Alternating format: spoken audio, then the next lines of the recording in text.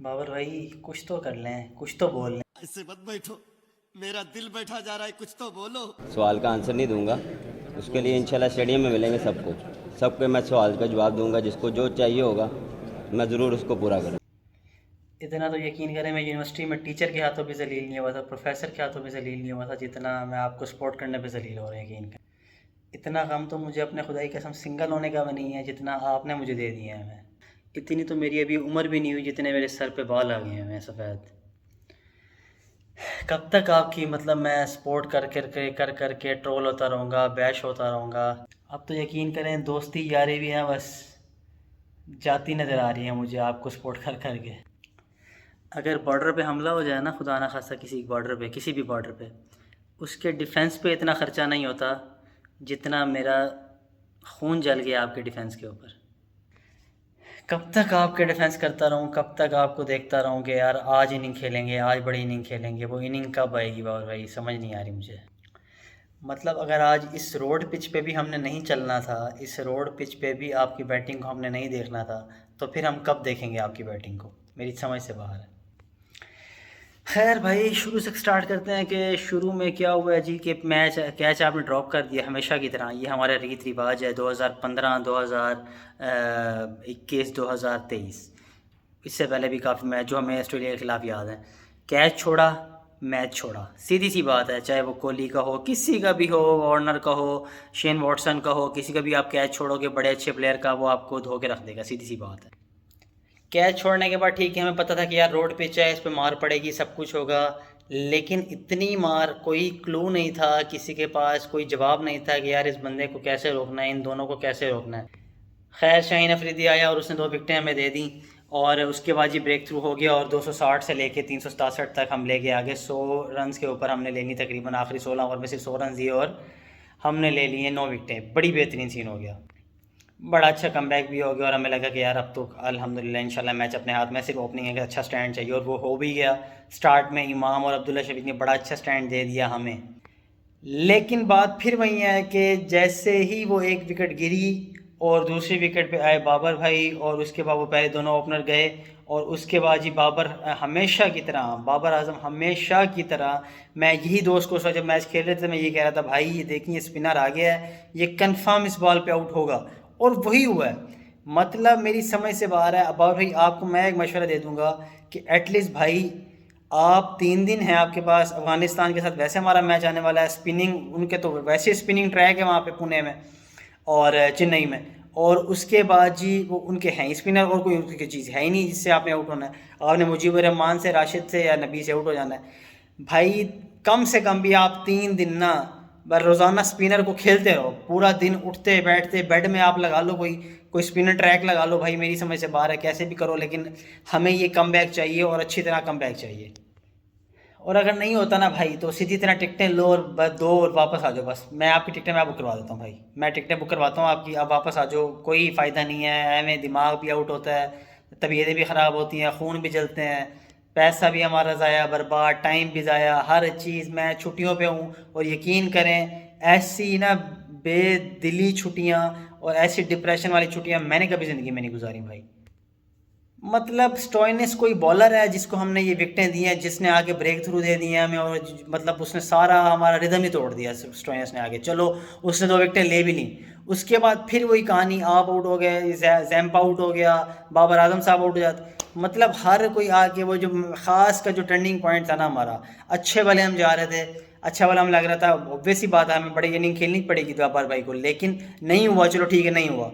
उसके बाद जो इफ्तिखार साहब आउट हुआ है ना, उस बंदे का ना बैड लक थी, पता नहीं क्या था, लेकिन वो बहुत स्किड कर गई बॉल। और उस वक्त जो मैच का टर्निंग पॉइंट था, तब तक मैच कंफर्म हमारा हो गया था। 99 स्कोर था, 11 ओवर में कोई स्कोर ही नहीं था। जिस तरह से वो बैटिंग कर रहा था ना, कोई स्कोर ही नहीं था ये। लेकिन भाई जैसे ही वो आउट हुआ है, और बस क्यों, पीछे कुछ है ही नहीं। वो नवाज तो पता नहीं, मैं कुछ कहना नहीं चाहता कि वो पता नहीं क्या करता है मैच से पहले, कि वो सारा कुछ अपना ज़ाया करके आया बैठा होता है कि यार मैंने अब कुछ नहीं करना। उससे भाई 30 यार्ड के सर्कल से बाहर शॉट ही नहीं लगती। मेरी समझ से बाहर है कि वो अभी तक टीम में खेल कर क्या रहा है, अभी तक समझ नहीं आ रहा। हर दूसरे दिन उसको भाई मिल जाती हैं चांस, उसको चांस मिल जाता है, वो आके खेला जाता है। ऊपर से जाहिर है, अब दूसरी एंड पे सपोर्ट नहीं मिलेगा तो रिजवान क्या करेगा। अब रिजवान को भी तो जाहिर है, अब आहिस्ता आहिस्ता एक एंड पे आपने मारना होता है कि प्रिपरेशन करनी होती है। रिजवान विकेट बचा रहा होता है, उधर से दूसरे एंड पे आके इफ्तिखार मार रहा था, बेहतरीन जा रहा था, इफ्तिखार आउट हुआ, पीछे कोई है ही नहीं। नवाज मतलब नवाज उसकी इंटेंट ही नहीं थी, मतलब वो आके आपके ऐसे रोक रहा है भाई, मतलब उससे पहले 2-3 ओवर तो ऐसे रोके हैं कि पता नहीं कोई हमें 99 पे 66 चाहिए, जबकि 66 पे 99 चाहिए भाई।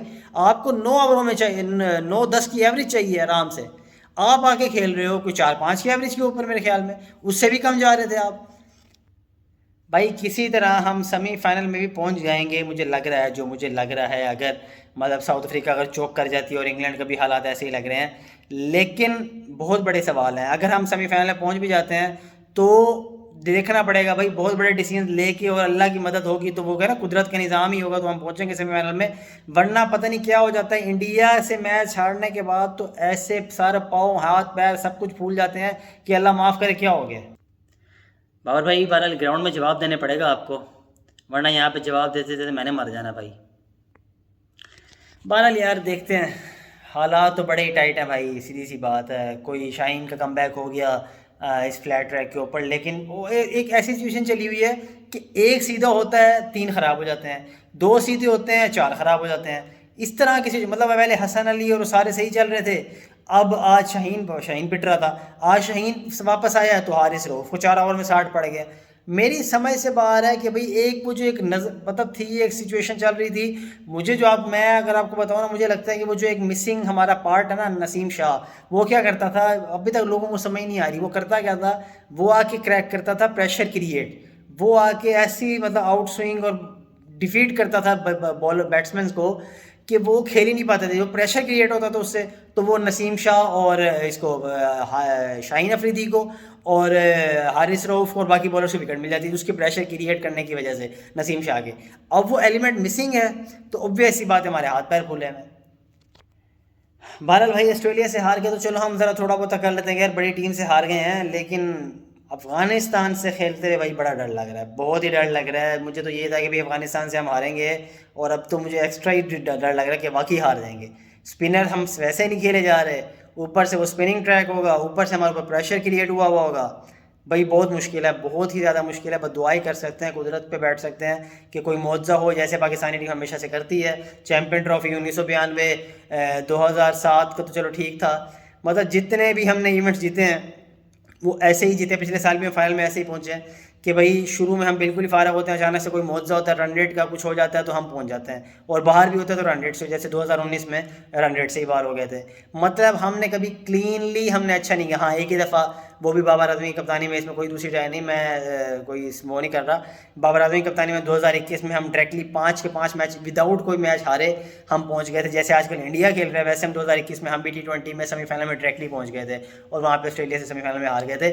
लेकिन उसके अलावा हम कभी भी रन रेट और इनसे चक्करों से निकल के हम नहीं पहुँचे, क्लीनली नहीं पहुँचे। तो मुझे लग रहा है कि इस दफ़ा भी हम ऐसे ही ऊपर नीचे हो के पहुँचेंगे, लेकिन पहुँच जाएंगे। बहरहाल दुआ करेंगे और कोशिश उम्मीद करेंगे कि यार बाबर का बल्ला बोले, उसका जवाब भी मिले हमें, और बाकी लोग भी चलें, और थोड़ा बहुत हमारी बॉलिंग वापस आ जाए तो ही हम कुछ कर चल सकते हैं। उसामा मीर और इस तरह के लोग जो हैं वो स्पिनिंग ट्रैक के ऊपर अगर वापस आते हैं, उम्मीद करता हूँ कि शदाब को भी वापस नहीं लेके आएंगे, उसामा मीर को भी ट्राई करेंगे, क्योंकि आज फ्लैट ट्रैक था तो ऑब्वियस ही बात है उसने इतना कोई रिजल्ट नहीं देना था आपको। स्पिनिंग ट्रैक के ऊपर उसामा मीर आपको बताएगा कि वो क्या चीज़ है। तो इंशाल्लाह वेट करते हैं, देखते हैं कि अगले मैच में हम क्या मुकाला मिलते हैं। तो तब तक के लिए भाई को इजाज़त, अल्लाह हाफिज़।